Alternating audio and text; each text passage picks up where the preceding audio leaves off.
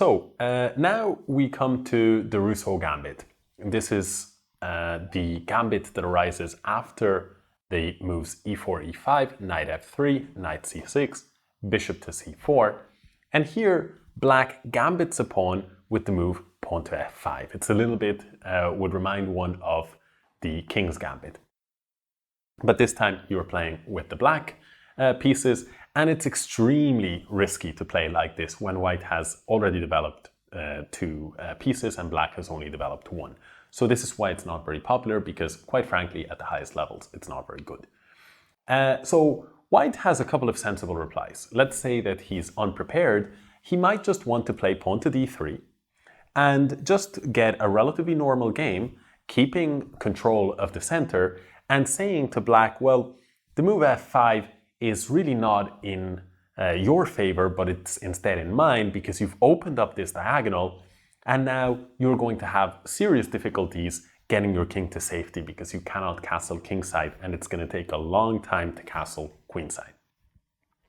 However, I think that if the white player is prepared, he would be best served by playing the move pawn to d4, counter-attacking in the center.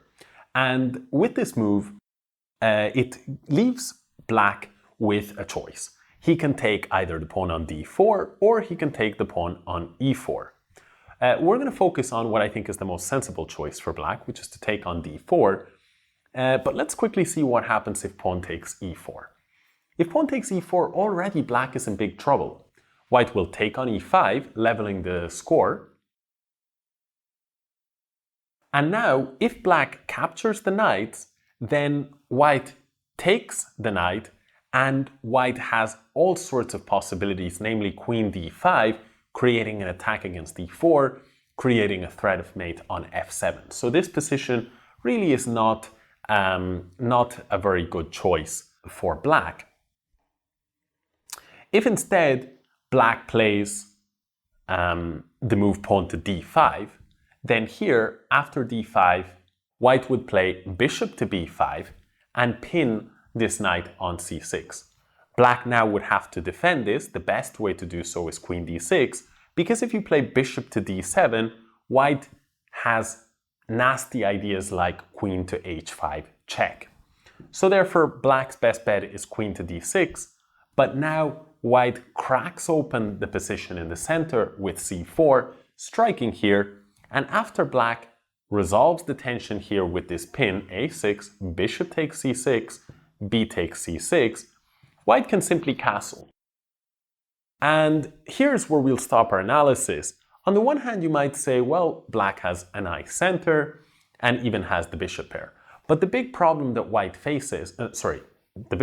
black faces rather, is that he's really lagging behind in development and in king safety. And white has a very, very strong knight on e5 that cannot be challenged by any black pawns.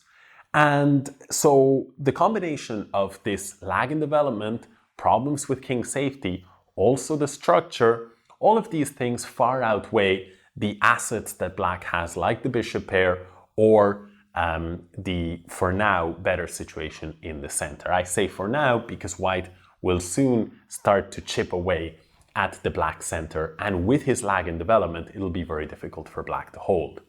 So this is really not an ideal way for black to continue. Let's drop back to the position, to the starting position. The pawns are like this. And so in this position here, we've just taken a look at why f takes e4 is really not giving black a good game. And so let's focus instead on e takes d4. After e takes d4, white could certainly capture with knight takes d4. This would not be a bad move at all. Let's see, for example, how the game might continue. The game might continue with the move knight to f6. White would continue to develop with knight c3. Pawn would take on e4. And now after bishop to g5, white may be down a pawn for now, but he certainly doesn't mind because he has 4 pieces developed against black's 2 pieces. So this would be a very nice way to play for somebody who likes to sacrifice material, gambit a pawn, and do so in exchange for an initiative and an attack. So this is one way to play, but the other way to play that I think is quite nice is for white to advance his pawn here to e5. Now, this pawn on e5 really cramps black's play. For example, black cannot play a move like knight f6, and so black feels a need to challenge this situation here with this advanced pawn and this dominant bishop. So black would probably play the move d5. If instead he played d6, the result would actually be the same, because after d5, white captures en passant with e takes d6, black now takes, bishop takes d6, and white castles. Let's take stock of this position for a second. We can see that white has two pieces developed, black also has two pieces developed, and black is currently up a pawn. The problem for black is that this move, the start of the Rousseau Gambit, is now really a move that black regrets in this particular position, because if his pawn was here, then black could go for some knight move and soon afterwards castle on the king side. Perhaps he would start with the move knight f6. But with the pawn here, this diagonal is completely opened up. Even the h5 to e8 diagonal is a little bit weaker, and in the meantime, white is ready to strike at the black king from the e file. So, for example, knight f6, now rook e1 check, and we can see really that even if black were to play a move like this, just to shield himself from the check, now white could play a move like knight g5 and get at f7. If we imagine the position to be like this, black could simply castle. So why am I focusing on this? It's just to really hopefully make clear the point, which is that this way of playing as white is a way of trying to exploit this move. It's a way of trying to make the f5 push from black look a little bit silly. And white is not worried about being down a pawn because this pawn is very vulnerable, and at some point he expects to be able to capture it back. In fact, here after rook e1 check, maybe the best move for black is knight to e4, blocking. But after knight bd2, white is already in a position to try and win the pawn back. Here, black might play the move bishop to e7, again trying to put pieces on the e file. Notice black really wants his king to castle to safety, but he just doesn't have the time. If he, instead of bishop e7, for example, played a move like bishop d7, then he would have to play bishop e7 anyway very soon, because after rook takes e4 check, black would have to block with something. And after bishop e7, we can see still severe problems on the king side. For example, moves like knight g5 could come in.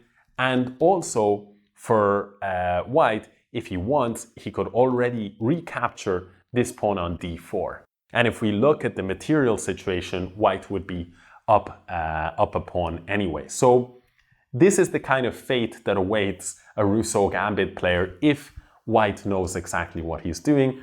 And this is more or less the reason why we don't see the Rousseau Gambit at the highest levels in chess ever, right? We never see Carlsen or Anand or Kramnik or any of the other top guys playing such a gambit. It's simply too weakening. It weakens this long diagonal, and a smart white player will really make black regret his decision of moving this f7 pawn in the first place. So that's it on the Rousseau Gambit. Hopefully, as the white player, you know how to deal with it if you ever face it. And as the black player, I've hopefully discouraged you from trying this gambit out against strong players. That's really it from me. I will see you in the next video where we'll discuss another of the rare third move options for black.